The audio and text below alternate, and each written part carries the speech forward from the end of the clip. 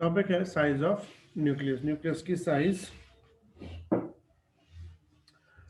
की साइज मतलब हम बात करेंगे न्यूक्लियस का रेडियस क्या है, उसका वॉल्यूम क्या है, वो सब। तो उस पर पूरा कंसंट्रेट। स्क्रीन दिख रही है सबको? Yes sir. चलिए यहाँ से स्टार्ट करते हैं। Size of nucleus theoretical topic है, पूरा ध्यान। As we have seen in chapter 12, Rutherford was the pioneer who postulated and established the existence of the atomic nucleus. ये सबसे पहले जो रुदरफोर्ड है उसने बताया था कि एक न्यूक्लियस भी एटम के अंदर होता है। वो अल्फा पार्टिकल का जो एक्सपेरिमेंट था ना, at Rutherford's suggestion, Giger and Marsden performed the classical experiment on the scattering of alpha particles from thin gold foils. Their experiments revealed that the distance of closest approach to gold nucleus of an alpha particle of kinetic energy 5.5 MeV is about 4 into 10 raised to minus 14 metre.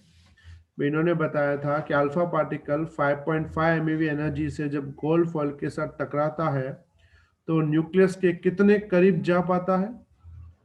4 into 10 raised to minus 14 metre. The scattering of alpha particle by the gold sheet could be understood by Rutherford by assuming that the Coulomb repulsive force was solely responsible for scattering.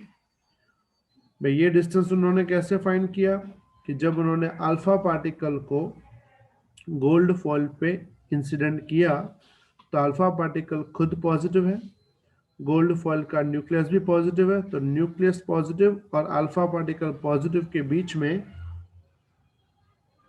सिर्फ coulomb repulsive force लगता है, उसके basis पे ये value find की गई।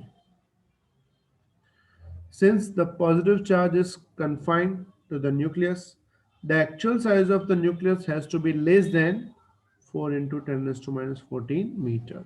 ऐसा इसीलिए, सपोज करो ये गोल्ड फॉइल का एटम है और यहाँ पे गोल्ड फॉइल का न्यूक्लियस है और हमने अल्फा पार्टिकल को यहाँ से उसकी तरफ फेंका है।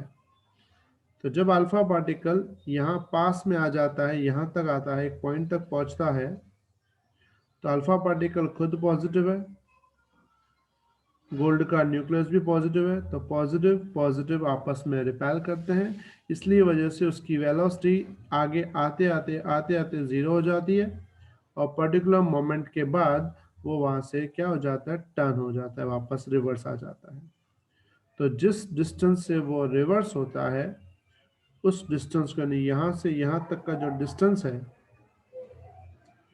इतना जो पोर्शन है ये, इस पोर्शन को नाम दिया था डिस्टेंस ऑफ क्लोजेस्ट अप्रोच, जिसकी वैल्यू उन्होंने फाइंड करी 4 into 10 raised to minus 14। लेकिन ये डिस्टेंस यहाँ से लेके यहाँ तक ही है। अगर हमें सिर्फ न्यूक्लियस का रेडियस चाहिए वो तो इससे भी छोटा होगा, इसलिए यहाँ लिखा है the actual size of nucleus has to be less than 4 into 10 raised to minus 14 meter. If you use alpha particles of higher energy, अगर एनर्जी बढ़ा दें तो और आगे तक जाएगा 5.5 में, the distance of closest approach to the gold nucleus will be smaller and at some point the scattering will begin to be affected by the short range nuclear forces। और ज़्यादा आगे चला गया तो फिर न्यूक्लियर फोर्सेस इन्वॉल्व हो जाएंगे and differ from Rutherford calculation, और वैल्यू रुदरफोर्ड कैलकुलेशन से अलग हो जाएगी क्योंकि रुदरफोर्ड ने सिर्फ कुलम रिपल्सिव फोर्स यूज किया था, लेकिन अगर और आगे गए तो स्ट्रॉन्ग न्यूक्लियर फोर्स इन्वॉल्व हो जाएगा। Rutherford's calculations are based on pure Coulomb repulsion between the positive charge of the alpha particle and gold nucleus. From the distance at which deviation set in nuclear sizes can be inferred. आगे पूरा ध्यान। By performing by performing scattering experiments in which fast electrons instead of alpha particles are projectiles that bombarded targets made up of various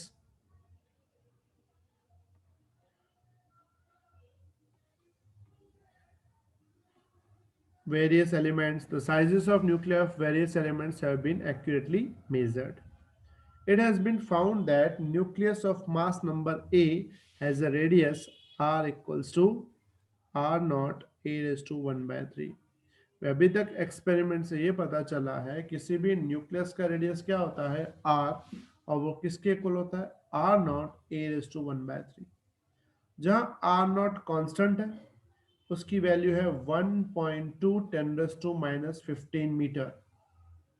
ये जो minus 15 metre इसको बोलते हैं फेम्टोमीटर FM, यानी जो आर नॉट है उसकी वैल्यू होती है 1.2 फेम्टोमीटर। एफ का मतलब होता है फेम्टो और फेम्टो का मतलब होता है 10 टू माइनस 15।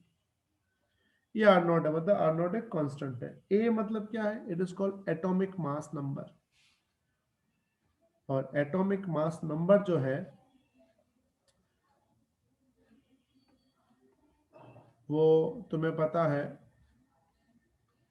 किसी भी मटेरियल का फिक्स होता है। जैसे मैं एग्जांपल बात करूं कि एल्यूमिनियम, तो एल्यूमिनियम का नंबर है 13 और ये है 27, तो उसका एटॉमिक मास नंबर 27 है। अगर मुझे एल्यूमिनियम का रेडियस फाइंड करना हो तो मैं फॉर्मूला लगाऊंगा R is equal to R not A raise to 1 by 3। इसमें आर नॉट फिक्स है 1.2 और ए डालेंगे 27, उसका 1 बाय 3। 1 बाय 3 मतलब होता है क्यूब रूट। 27 का क्यूब रूट आता है 3, तो 3 इंटू 1.2, तो ये कितना बन जाएगा 3.6 FM। मतलब एल्यूमिनियम के न्यूक्लियस का रेडियस कितना होना चाहिए 3.6 फेम्टोमीटर। अगर रेडियस मिल जाता है तो रेडियस मिलने के बाद हमें वॉल्यूम भी मिल जाएगा। वॉल्यूम कैसे मिलता है, तो वॉल्यूम की फॉर्मूला होती है 4/3 pi r cube. This means the volume of the nucleus which is proportional to r cube, क्योंकि r cube होता है ना, is proportional to a। अब r cube है, r के अंदर क्या है, r के अंदर देखो a रेज टू 1 बाय 3 है। अगर मैं r का क्यूब करूंगा तो a के 1 बाय 3 का भी क्यूब करना पड़ेगा, तो वो क्यूब और ये 1 बाय 3 कैंसिल हो जाएंगे, इसलिए यहाँ पे लिखा है which is proportional to r cube is proportional to A. Thus, the density of nucleus is a constant. Nucleus की density क्या होती है normally constant independent of A। क्यों ऐसा, क्योंकि density की formula होती है mass upon volume। mass क्या होता है, it's atomic mass number into mu, mu यानी वैल्यू। क्योंकि न्यूक्लियस के मास में क्या होता है एटॉमिक मास नंबर इंटू एक न्यूक्लियन की वैल्यू, और वॉल्यूम में क्या होता है 4/3 पाई आर का क्यूब। आर की जगह क्या डालेंगे आर नॉट का क्यूब इंटू ए। क्यों ऐसा, क्योंकि अगर आर का क्यूब करेंगे तो आर में तो R not A raise to 1/3, इसका क्यूब करोगे तो आर नॉट का भी क्यूब हो जाएगा और ए का 1/3 का क्यूब में से ये 3 निकल जाएगा, तो ए और ए क्या हो जाएंगे कैंसल, तो डेंसिटी बन जाएगी 3 mu upon 4 pi are not cube. इसलिए लिखा है rho is independent of A. For all nuclei, different nuclei are like a drop of liquid of constant density. The density of nuclear matter is approximately 2.3 10 to 17। जो matter की density होती है वो बहुत बड़ी होती है, कितनी होती है 2.3 10 to 17। मतलब यहाँ पे अगर तुम वैल्यूज पुट करोगे तो ये वैल्यू मिलेगी। This density is very large compare to ordinary matter से वाटर विच इज 10⁻3। तुम्हें पता है पानी की डेंसिटी होती है 1000 और न्यूक्लियस की डेंसिटी कितनी है 2.3 10 to 17। मतलब कि पानी के अंदर तो न्यूक्लियस है ही, उसकी डेंसिटी बहुत ज्यादा है, लेकिन पानी की डेंसिटी कम है। इसका रीजन क्या है? एटम के अंदर जो न्यूक्लियस है उसका वॉल्यूम बहुत छोटा है, लेकिन जैसे वो एटम बन जाता है, एटम में वॉल्यूम बढ़ जाता है। तो तुम्हें पता है वॉल्यूम जो है ना डेंसिटी के इनवर्सली प्रोपोर्शनल है। तो वॉल्यूम बढ़ने से डेंसिटी कम हो जाती है। इसलिए एटम की डेंसिटी कम होती है, न्यूक्लियस की डेंसिटी ज्यादा होती है। देखा है, this is understandable as we have already seen that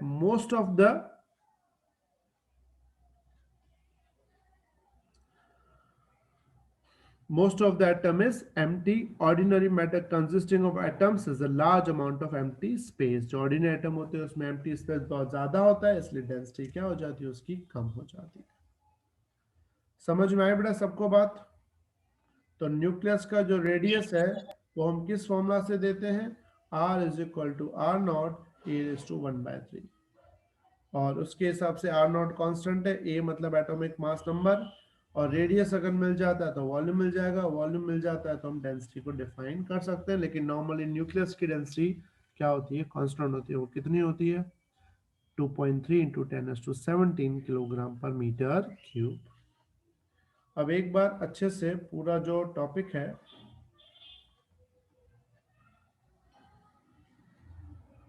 मैं इसको पढ़ने के लिए थोड़ा जूम करके तुम लोग इसको पढ़ लो।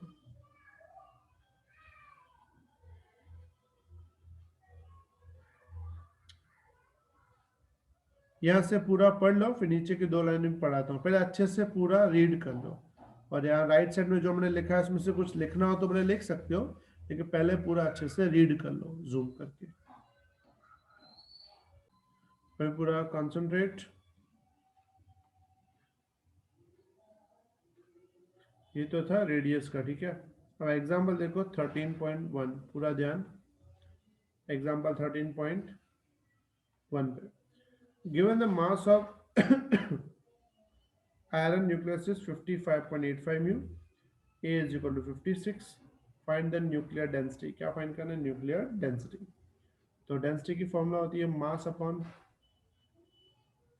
वॉल्यूम। मास तुम्हें दिया है, वॉल्यूम को लिखेंगे 4/3 पाई आर क्यूब, 3 ऊपर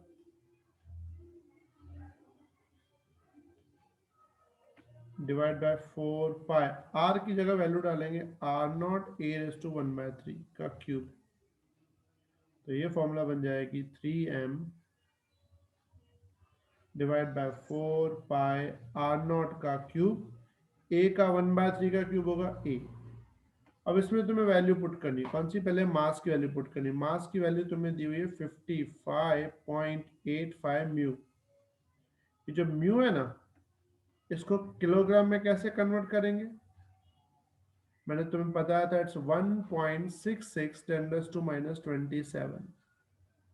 ये हम ले रहे हैं। नीचे जो कैपिटल ए है वो तुम्हें दिया है 56, और जो आर नॉट है उसको तुम्हें लेना है 1.2 10⁻⁻15 मीटर।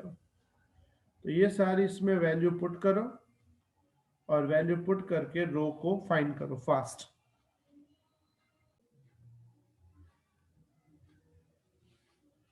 सॉल्व किया?